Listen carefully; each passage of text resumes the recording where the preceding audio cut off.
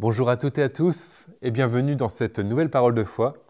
Donc nous poursuivons notre série et nous voyons aujourd'hui le second « Je suis » que Jésus va dire à propos de lui. Alors nous lisons, toujours dans l'évangile de Jean bien sûr, au chapitre 8 et au verset 12. Jésus leur parla de nouveau et dit « Je suis la lumière du monde. Celui qui me suit ne marchera pas dans les ténèbres, mais il aura la lumière de la vie. » Vous voyez déjà, Jésus est la lumière du monde. Alors qu'est-ce que déjà cela veut-il dire? Jésus montre qu'il est celui qui vient pour nous éclairer.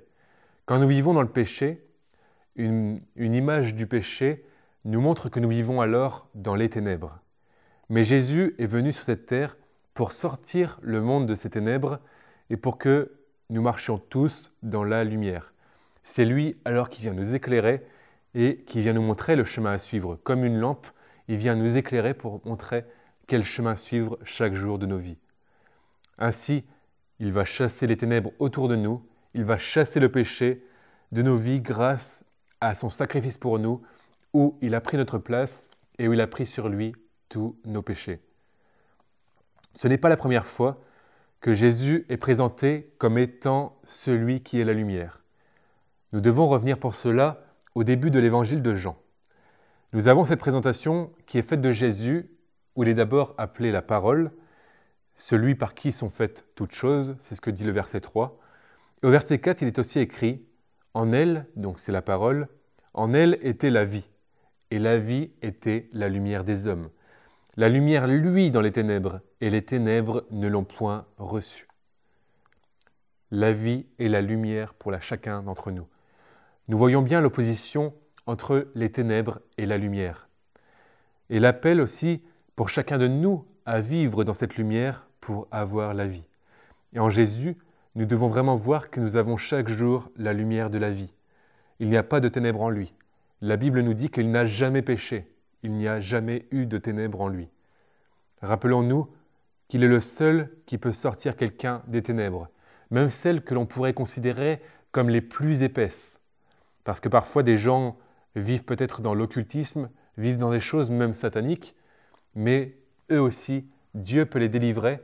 Et ce que nous considérons, nous, comme des ténèbres épaisses, eh bien, Jésus peut venir éclairer et mettre sa lumière au milieu des ténèbres. Et Jésus peut même délivrer encore aujourd'hui de l'esclavage du malin et du péché et faire luire la lumière en chaque être humain. Cette lumière qui délivre des ténèbres du péché ne peut pas se trouver par nos propres moyens. Ce n'est pas nos œuvres qui vont nous mener vers Jésus, mais c'est notre foi en lui et en son œuvre. Certains cherchent cette lumière partout et tombent parfois sur des gens qui se font passer pour Jésus ou qui promettent des choses qu'ils ne peuvent pas donner. Mais tout cela, ce sont des mensonges du diable et nous devons vraiment aussi discerner cela. Seul Jésus peut apporter la vraie lumière, peut apporter la vie éternelle, parce qu'il est la lumière du monde. Nous lisons dans Jean 1,9, donc c'est la suite de ce que nous avons lu juste avant, « Cette lumière », donc on parle de Jésus, « était la véritable lumière, qui, en venant dans le monde, éclaire tout homme. » Il est la seule lumière qui peut vous éclairer. Personne d'autre peut sauver comme Jésus sauve. Alors Christ veut vous éclairer, il veut vous illuminer par son évangile aujourd'hui. Christ éclaire, mais c'est à chacun ensuite de marcher dans la lumière et de faire ce choix personnel de suivre Jésus. Louons aussi le Seigneur qui éclaire les hommes et qui nous aide à porter aussi le message de la bonne nouvelle de l'Évangile. Rappelons-nous aussi, quand nous évangélisons, que Jésus est le seul qui peut éclairer les hommes et que c'est lui qui doit nous diriger. Il est le seul aussi qui peut convaincre un homme de péché et l'amener à la repentance et à la foi. Alors nous relisons Jean 8, verset 12. Jésus dit « Je suis la lumière du monde, celui qui me suit ne marchera pas dans les ténèbres, mais il aura la lumière de la vie. » La seconde partie du verset montre que celui qui suit Jésus, la lumière du monde, ne marchera pas dans les ténèbres, mais il aura la lumière de la vie, c'est-à-dire la vie éternelle. Et nous pouvons lire Jean 1, 12 et 13, donc versets 12 et 13.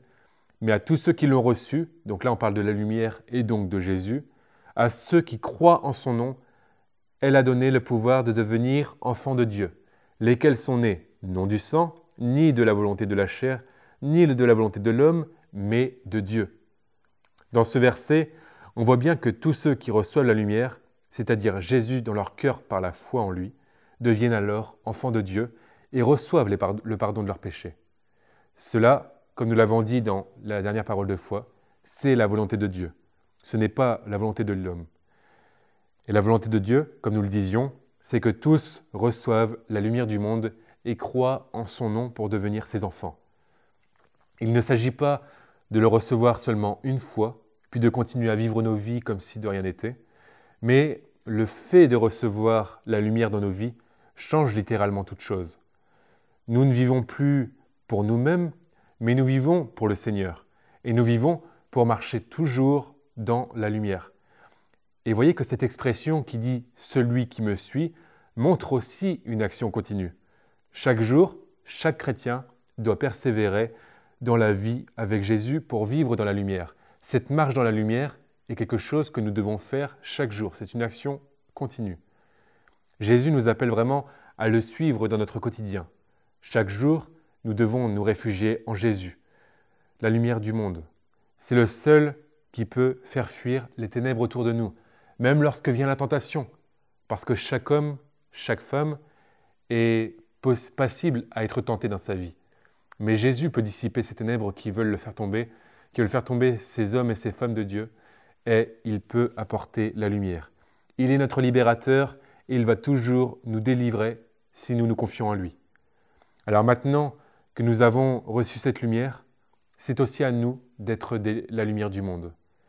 Et aussi de porter le témoignage de Jésus qui est la véritable lumière qui éclaire tout homme.